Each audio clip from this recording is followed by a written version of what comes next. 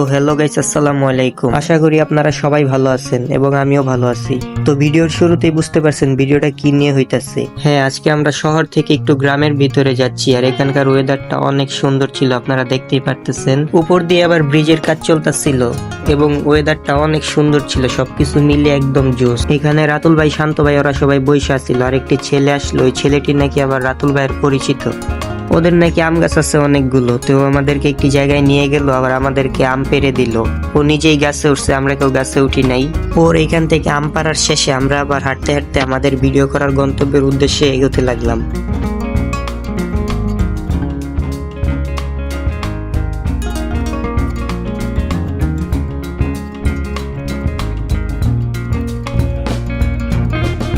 তো এতক্ষণ হাঁটাহাঁটি করার পরে কিন্তু অবশেষে আমরা আমাদের ভিডিও করার গন্তব্যে চলে এসেছি। এখানকার পরিবেশটা ছিল অনেক নীরব আর অনেক সুন্দর। তো আমি সবার পিছিয়ে ছিলাম, সবাই আমার সামনে চলে গেছে, আমি ভিডিও করতেছি এই জন্য।